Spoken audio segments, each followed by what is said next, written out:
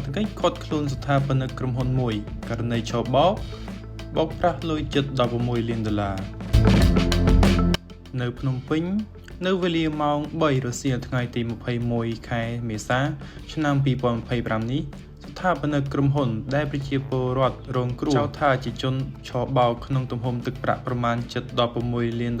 សហរដ្ឋអាមេរិកត្រូវបានកម្លាំងនគរបាលខណ្ឌសែនសុខចុះទៅនាំខ្លួនបញ្ជូនទៅកាន់ស្នងការនគរបាលរាជធានីភ្នំពេញដើម្បីចាត់ការតាមច្បាប់ការនាំខ្លួនស្ថាបនិកបោកប្រាស់រូបនោះត្រូវគេដឹងថាបន្ទាប់ពីប្រជាពលរដ្ឋរងគ្រោះបាននាំគ្នាតវ៉ាបិទផ្លូវដើម្បីទទូចស្នើសុំឲ្យសមត្ថកិច្ចនិងតុលាការជួយអន្តរាគមន៍ដើម្បី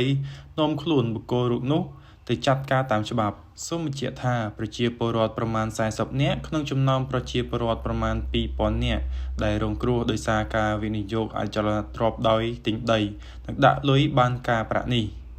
បាននាំគ្នាតវ៉ាដោយបិទផ្លូវទទូចស្នើសុំឲ្យជួយអន្តរាគមន៍រោគយុទ្ធធម៌បន្ទាប់ពីពួកគេបានឃាត់ខ្លួនស្ថាបនិករូបនេះម្នាក់ដែលបានខុបខិតគ្នាបោកប្រាស់យកលុយពីប្រជាពលរដ្ឋដែលគិតជាទឹកប្រាក់ប្រមាណជិត$16 លានសហរដ្ឋអាមេរិកហើយសមាជិកមិននាំខ្លួនយកទៅចាត់ការតាមប្រភពពីពលរដ្ឋរងគ្រោះបានឲ្យដឹងថានៅវេលាល្ងាចថ្ងៃទី 20 ខែមេសា ឆ្នាំ 2025ប្រជាពលរដ្ឋរងគ្រោះបាននាំគ្នាឡោមព័ទ្ធស្នាក់ការក្រុមហ៊ុនហើយឃាត់ខ្លួនស្ថាបនិកក្រុមហ៊ុនម្នាក់នោះឈ្មោះទូចសុភាពដែលបានខុបខិតគ្នាឆបោកប្រាស់របស់ពួកគាត់អស់រយៈពេលប្រមាណជាង2ឆ្នាំហើយពីឃាត់ខ្លួនទុកនៅមុខស្នាក់ការរហូតដល់ព្រឹកថ្ងៃទី 21 ខែមេសានេះពុំត្រូវសមត្ថកិច្ចនាំខ្លួនទៅចាត់ការតាមច្បាប់ឡើយរងចាំបញ្ជាពីតុលាការដោយសារតែពុំមានដំណោះស្រាយនៅវេលាម៉ោង 1 រសៀលប្រជាពលរដ្ឋរងគ្រោះក៏បាននាំគ្នាកាន់រូបថតសម្ដេចតេជោសម្ដេចបវរធិបតីនិងរូបថតជនដែលឆបោករួមទាំងឯកសារនាំគ្នាបិទផ្លូវដើម្បីឲ្យសមត្ថកិច្ចនិងតុលាការជួយអន្តរាគមន៍ដើម្បីនាំខ្លួនជននោះទៅចាត់ការតាមច្បាប់តាមប្រជាពលរដ្ឋដែលរងគ្រោះបានឲ្យដឹងថាកាលពីកំឡុងឆ្នាំ 2022 ក្រុមហ៊ុន The Best Green Long Line ថ្នាក់ការដំបូងនៅសង្កាត់ស្នោខណ្ឌកំបូលរាជធានីភ្នំពេញដែលមានលោកដេងប៊ុនលីនជាអគ្គនាយកក្រុមហ៊ុន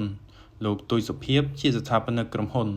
និងលោកម៉ៅជាតាជាប្រធានទីផ្សារនិងបានអូសទាញឆបោកដោយឲ្យពួកគាត់ទិញដីនិងដាក់លុយដើម្បីវិនិយោគអចលនទ្រព្យដោយបានការប្រាក់ 5% ដោយមានការទុកចិត្តពលរដ្ឋក៏បាននាំគ្នាប្រមូលលុយខ្លះខ្ចីធនាគារជោគលុយខ្លះ$5,000ខ្លះ$10,000ខ្លះ$20,000រហូតទៅដល់ខ្លះជាង$10,000ក៏មានសូមកុំភ្លេចចុច Subscribe ដើម្បីទទួលបាននៅព័ត៌មានថ្មីៗសូមអរគុណ